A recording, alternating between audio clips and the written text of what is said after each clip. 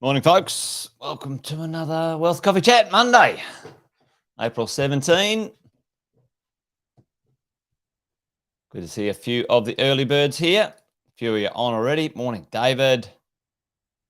How are you, mate? Luke, good to see you. Hope you're all rested after the weekend.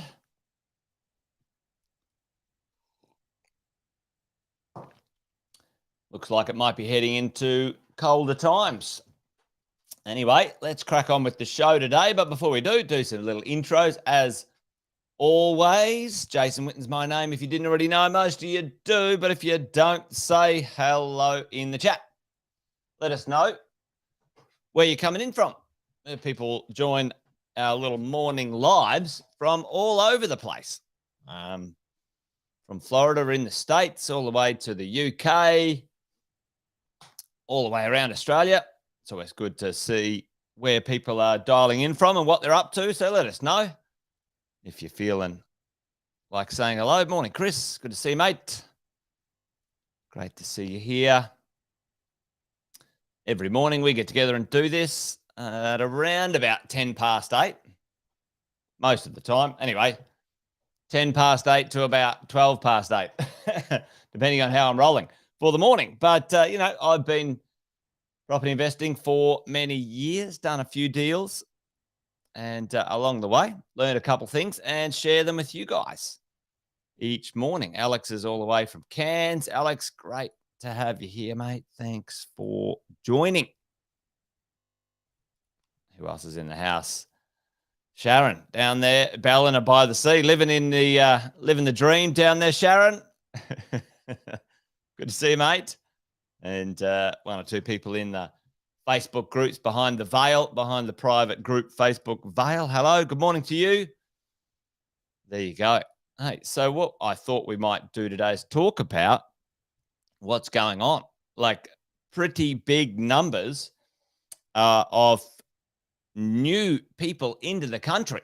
And what is that doing and or going to continue to do to our property market? And many of us are already seeing this already happening. Catherine from Newcastle. There you go. Great mix of locations today. Camping in Torquay. Nice, Chris. Torquay's a lovely place to camp, actually. Camped there once or twice myself. Morning. There's Deb. Deb is in the house. Hey, so a lot of people, folks. I said it in the little intro, but large amount of people. Now, depending on which numbers you're looking at and whatever, the numbers vary a little, but they're pretty significant when it comes to the bottom and the top right now. And depending on the snapshot, that is, a 500,000 new people in that period of time. And I actually think that's, gotten closer to 600,000 now. The other day when I was looking at some numbers, some newer numbers with student populations earlier this year and so on, right? And a significant amount of people, if you have a look at some of these changes down here with our population team, have a look at the difference. Let's do some chatting here when it comes to, all right, let's How long did it take to go from, call that 18 million people to 20 million people? What's that? 91 to 94. Oh, shivers. I should have done a bit better math on that.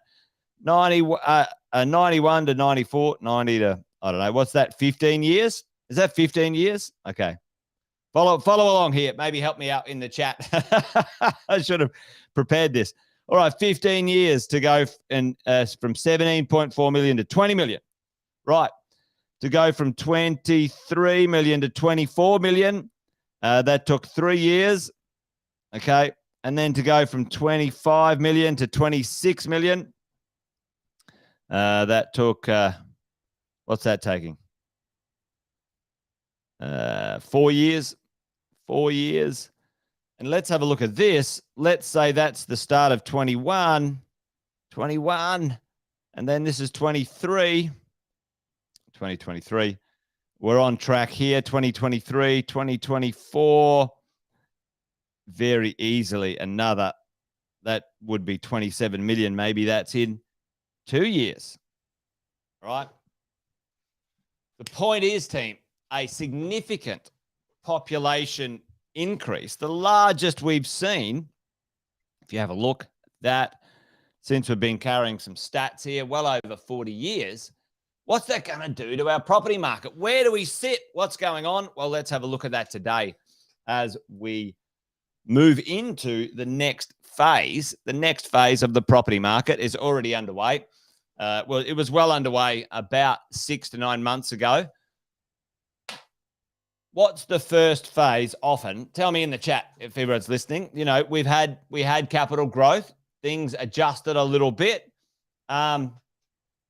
What often is the first sign of things to come in the future when we see a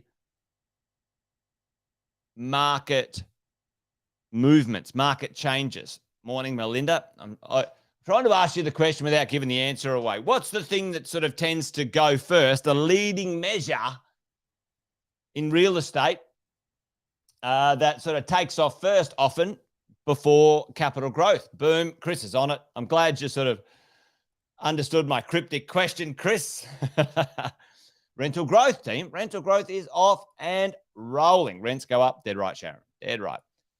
Rents go up, folks. And, we're well underway. And rental shortages, yeah, because we've actually got a significant construction issue here in Australia right now.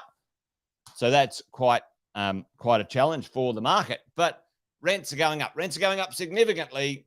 Massive population into Australia. Where do they all go, folks?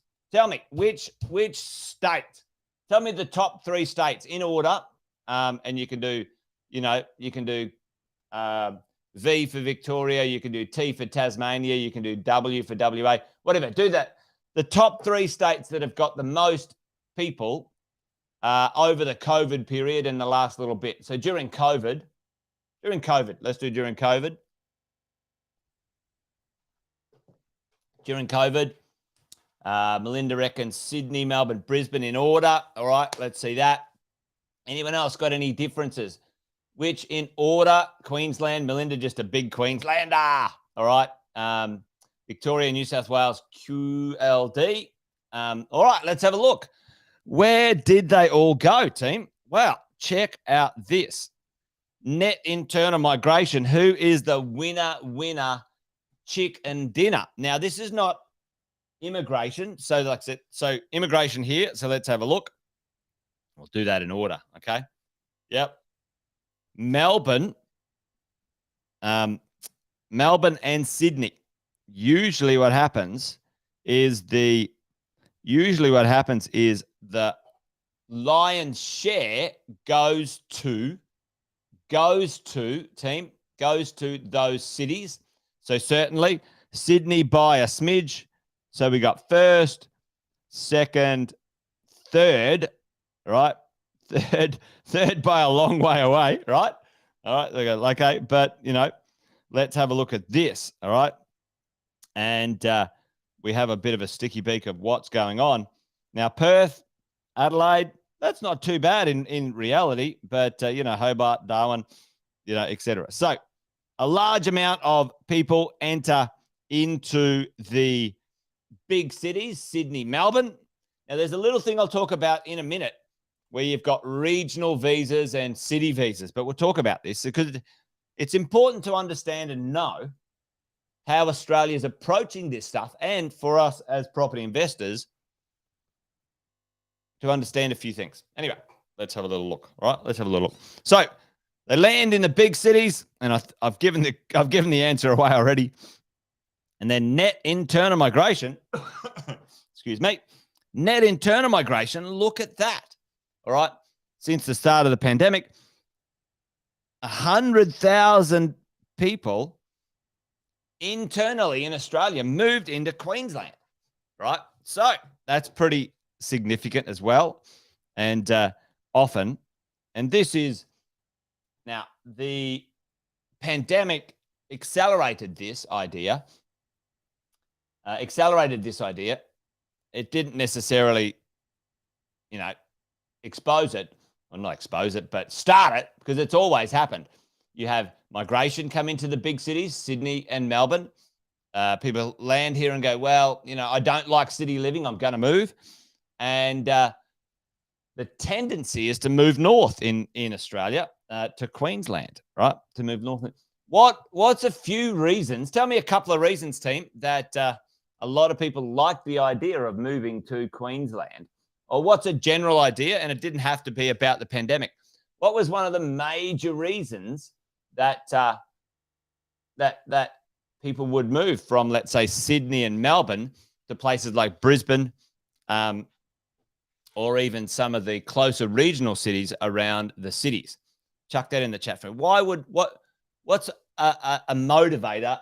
A pretty important one. More affordable. Yep. Yeah, a few of those.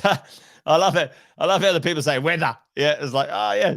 But you get up here, and it's sticky and sweaty, and you're like, oh, the weather's rubbish. But the majority of the ones, lifestyle, certainly as people age as well, and families, but certainly lower cost of living. All right. We've got David's here, lower cost of living, lifestyle, weather. All right. So, they moved north, and were those things true, and will they stay true into the future? Good questions. That's something we need to know as property investors as well. So people enter the country, usually into the major cities, and yeah, Sharon, and then they spread out. They move to other places in Australia. So there's a couple of things.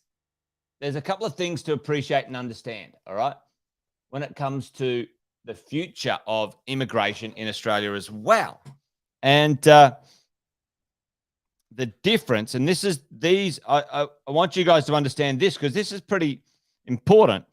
Category 1 major visas, let's say out of 5, it takes, from an effort point of view, to get into these areas, you've got to jump a few hoops, and then, so if you want to come into Australia and you want to get into a Category 1 area, or get a Category 1 visa, folks, that's most of the cities, like most of the major cities, right?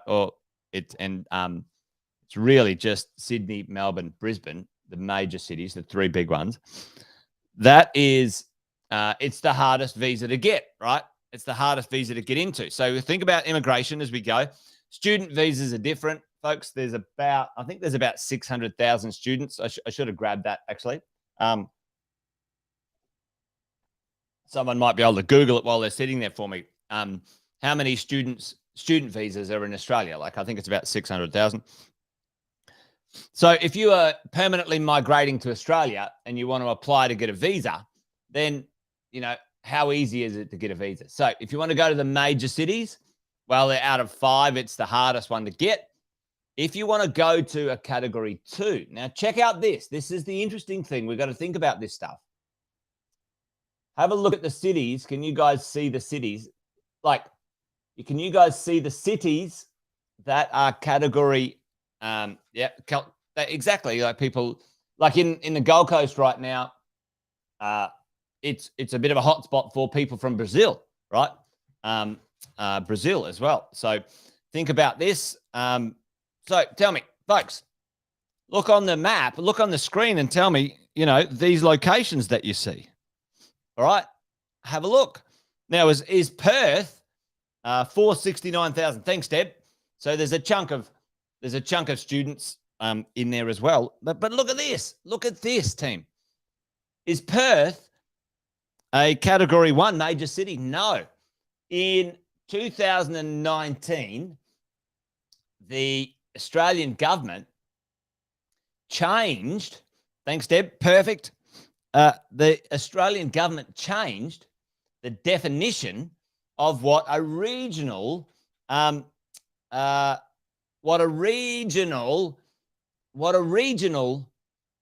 location was. Look, Perth, regional. WA, like Perth, regional. Check it out, right? Regional, Adelaide, regional. Hobart, regional.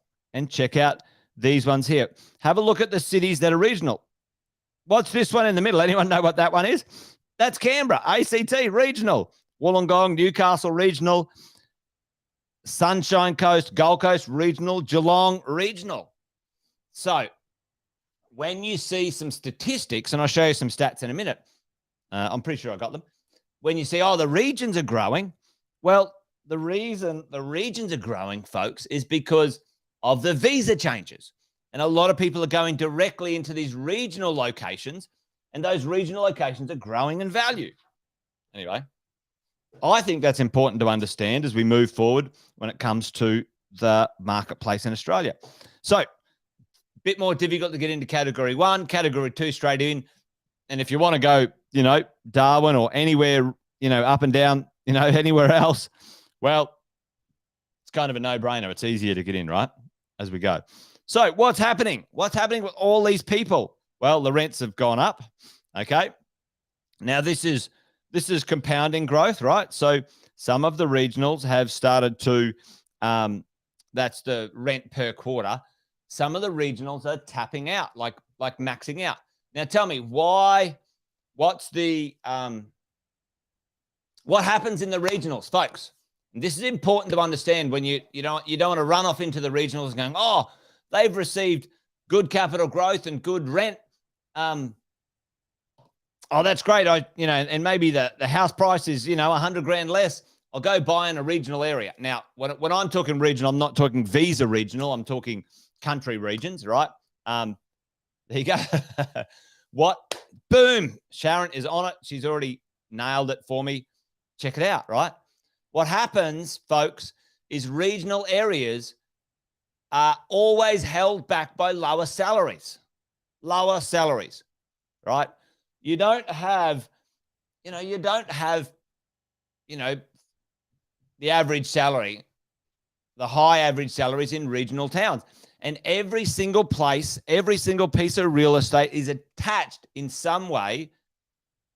The rent or the values is attached to someone's salary, folks. Like if people can't afford to pay the rent or if people can't afford to pay the mortgage, the property prices aren't going to go up. The rents aren't going to go up. There has to be disposable income for values to rise, okay? So if you go to a small town, and it was compressed for ages anyway, and it's got, a short-term boost in it, but those salaries are never going to grow like in the cities. Well, it's going to be held back. Everyone understand? So that's why the regionals are getting compressed quicker than the capital cities, and we're now seeing positive changes in the compounding capital growth of the capital cities once more, just purely because the population is increasing significantly, right? So by and large, right now, the population in the last couple of years is pretty well between 2 and 3% increase, which is pretty significant, right? So we saw the interest rates go up. but we also saw the population go up. And while we've seen some small adjustments in the median house price over time, what we're going to see now is the pressures of the population increases that are going on, okay? And which is pretty cool. So, got a lot of people here. What does that mean to us? How can we be in place to benefit from this stuff? Well, team, we've got a couple of things as a headwind holding us back. Where would we invest? What would we do? Couple of things to consider. Okay, a couple of things to consider as we go along, right? Let's have a look right now. Now, let's zoom in on this because this is pretty important to understand. Where I should have got rid of that. I was going to say, what major city in Australia has got the lowest median house price? Lowest median house price. Anyway, I've given it away. But anyway, let's do this. Lowest median house price. Lowest median house price. Check it out. Lowest median house price in Australia, Perth. It's a terrible drawing. Anyway, Perth, lowest median house price. Now, in the chat, tell me which city in Australia has the highest median salary? Which has got the highest salary in Australia? Which city? Tell me, folks. And then number 2, because this kind of ties in. Bum, bum. We'll see. We'll see if anyone knows. The highest salaries in Australia are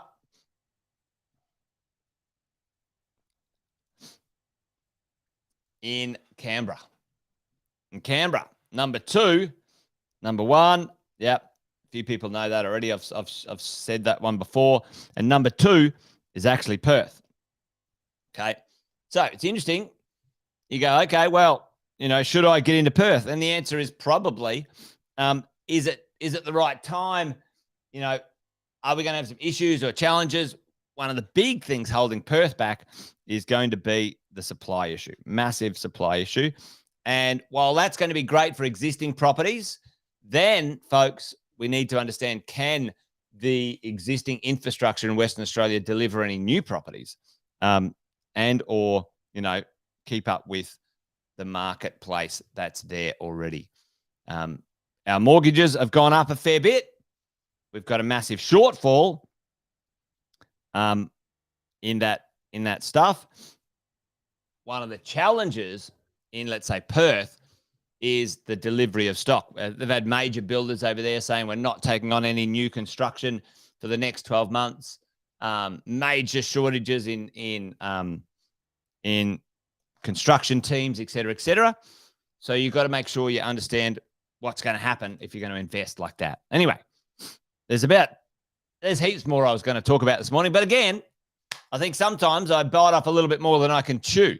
So maybe we'll talk about the marketplaces on the back of this conversation over the coming week. Like, what's the pressures and where, and, these regionals / Gold Coast, Sunny Coast, Wollongong, Newcastle, they have been receiving lots of support from the government for capital growth as well. So there you go.